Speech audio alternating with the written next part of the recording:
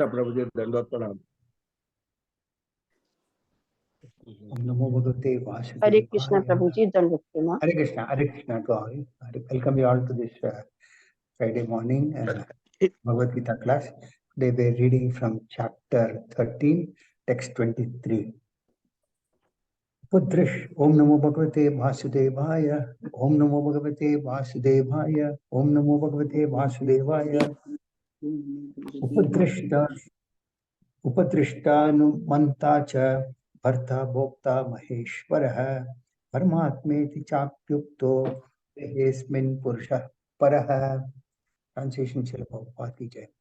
Yet in this body there is another, a transcendental enjoyer, who is the Lord, the Supreme Proprietor, who exists as the overseer and permitter, and who is known as the Super Soul.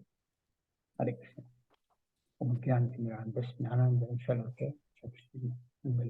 Tasmai Shri Guru Deva. Jai Shri Krishna Chaitanya, Prabhu Nityananda, Shri Advaita Gadadhar, Srivasadi Gaura Bhaktivinoda. Hare Krishna, Krishna Krishna, Hare Hare, Hare Rama, Rama Rama, Hare Hare. Hare Krishna. So here in this sloka, we see the Lord is telling Arjuna that in this body there is another transcendental enjoyer known as the Paramatma.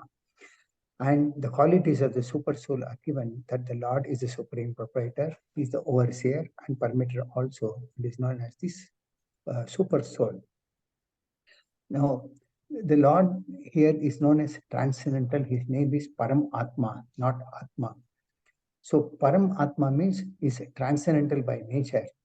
Now, it is clear from this that the soul as well as the Paramatma or the super soul are different entities. The super soul or the Paramatma has legs and hands everywhere. That is why it is said that the Paramatma feature of the Lord is all pervading, is everywhere, whereas the individual soul does not have. His only hands and feet are only in his body, whereas the Lord is present everywhere. The Paramatma is not an ordinary living entity, like many monist philosophers think that they become one with the Supreme Lord. They can never be one with the Supreme Lord. The Lord is an individual entity, and the Paramatma, the Jiva or the individual soul is also an individual living entity. So, Param Atma means he is super. So that is why he is called as super soul. Now, the difference between the soul and the super soul is that the Jiva or the individual soul, it is compared to the two birds in a tree. One is eating the fruit of the tree and the other one is the witness to this bird which is eating. So the individual soul is compared to one who is eating the fruit of the tree. So he is always in anxiety. But the Lord as a witness is watching all the activities of this individual soul, that is the Jiva, who is eating the fruits. So the Lord does not interfere with the minute independence that is given to the individual entity. But the Lord is present everywhere, witnessing the activities of each and every individual. For example, a sunlight, one might get a sunlight on his own, but when he is in one place, but the sun is situated everywhere and it is present for all the individual persons mentioned, and the sun is equally a witness to all. The sun is also explained as one of the witnesses in Bhagavatam. So the individual soul is eating and the other one is the one who is permitting. The next point that is mentioned is that the Lord is a supreme enjoyer.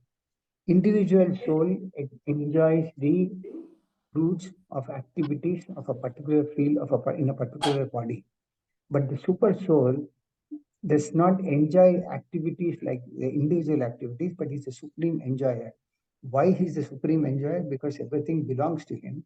And so he has the distinct right to enjoy everything, and that's why it is called the supreme enjoyer. The Lord himself states in Bhagavad Gita, chapter 9, 29, 24, that I am the only enjoyer and master of all the sacrifices. And those who do not recognize this transcendental nature of mind, they fall down. And the next point that is mentioned is this: the Paramatma. There are three stages of realization of the Supreme Lord as Brahman, Paramatma, and Bhagavan. Brahman is that glowing effulgence emanating from the body of the Lord. And those who meditate on the impersonal form of the Lord, they enter into this Brahman form.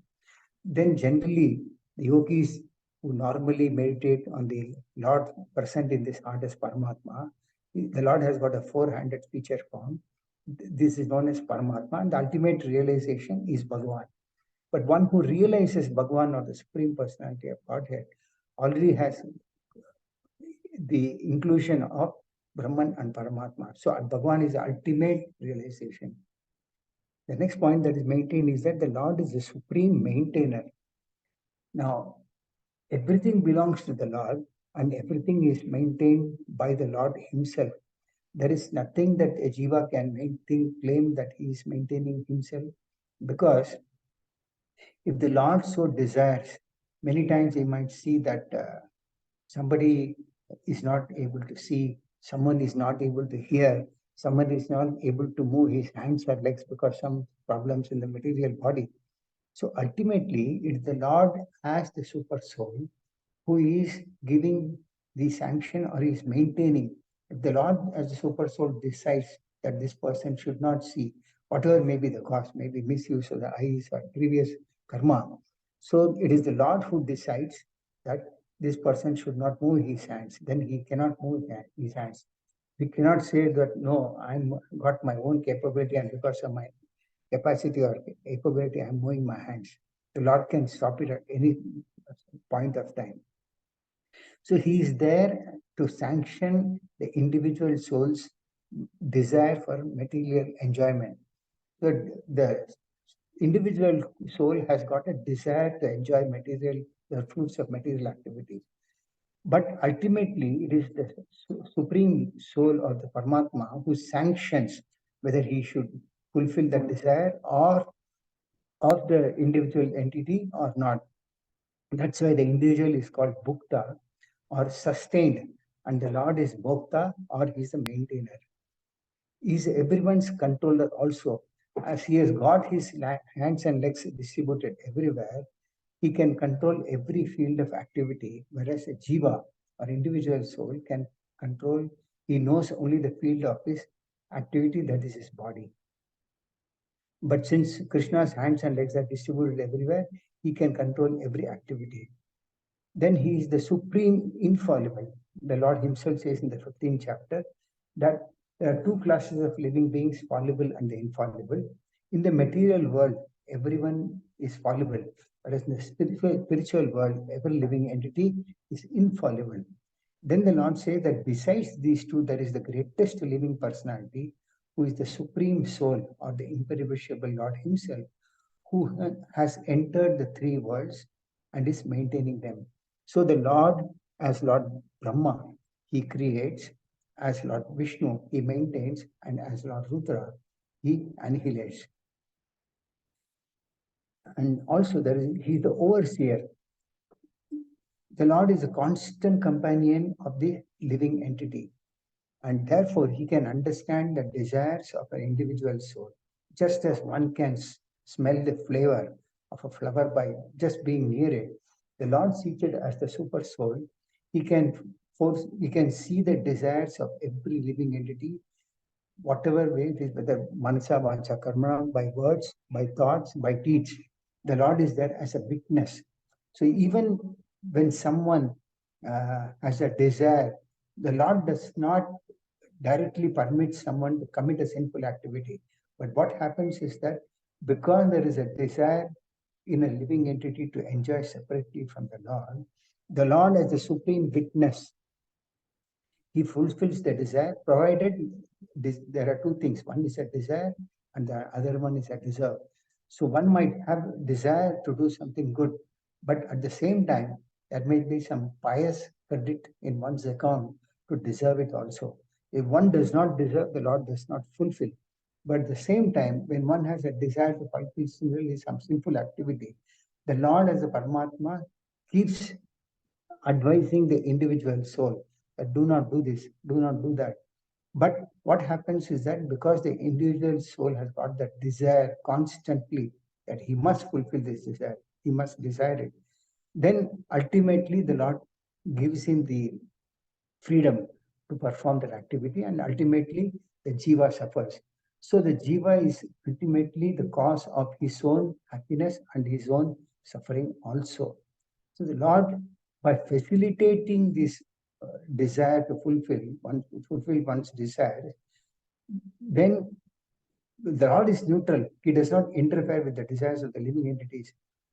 So if someone has a desire to fulfill his living entity to perform some pious activities, Lord fulfills that also, and then finally takes this body at the end of after leaving this body, the Lord takes that individual soul to a higher planetary system, to another living body, and the jiva continues that new body. Similarly, if someone performs some impious activities, the Lord takes, after leaving this particular body, the Lord takes him to have some of the hellish planets and gives another type of body to fulfill his desire in that particular planet or particular place. So it is only by the will of the Supreme that one can go to heaven or hell or remain wherever it is, just as a cloud is driven by the air. So this is an example. He is the permitter. Now, for example, the Vedas compare, one second.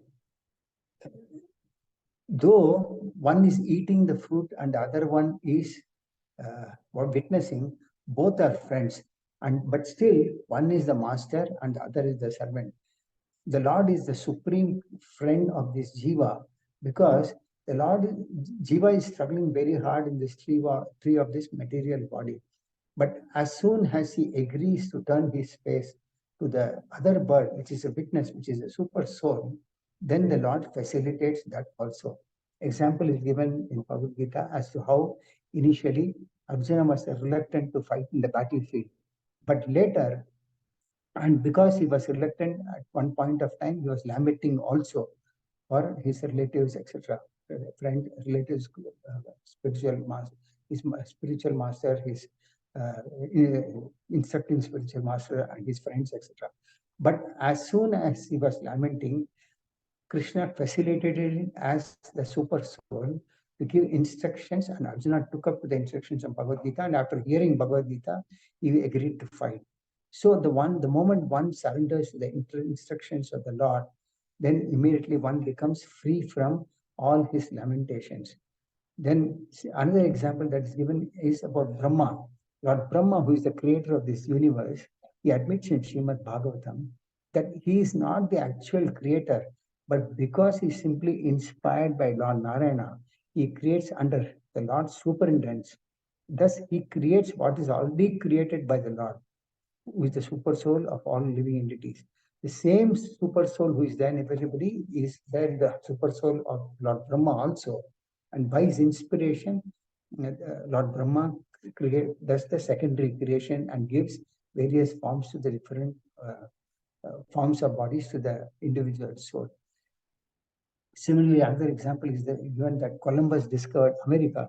America was already there, but then Columbus was inspired by the Lord to discover, and everyone says that Columbus discovered, but Columbus was discovered what was already existing there. So it is the Lord who permits the individual living entities to perform the activities, whatever way they want. And after changing the body, the living entity forgets his past deeds, but the super soul, as all pervading, he knows the past, present, and future of each and every individual living entity, being the witness of all these activities. Therefore, all the activities of the living entities are directed by the super soul, but ultimately it is under the will of the individual soul. So the individual soul works as is placed in a particular type of body, and based on that body, he works under that. For example, a person driving a high-speed car may go much faster than one who is going on a slow-speed car. Similarly, by the order of the super soul, material nature fashions a particular type of body, a particular type of individual particular living entity. And ultimately, the Lord as a friend is a benefactor of each and every living entity. The Lord wants, as a supreme friend, he wants every individual to go back home, back to Godhead. So the Lord is always there as a friend, but because of the tendency to desire separately from the Lord facilitates that also. But the moment the living entity turns towards the Supreme Lord, the Lord then facilitates the living entity to go back to Godhead by the process of devotion service. So it is said that the moment one ceases his sensible one stops essential activities of seeing, hearing, tasting, working, etc., then one comes to understand that super soul is present within everyone. And when one sees this, then he understands that takes up the process of devotional service. This is what I have for today's class. These are some of the qualities that I mentioned of the super soul present in everyone's heart. Any question or comment anybody can take for the next one? I can take for the next 1 minute.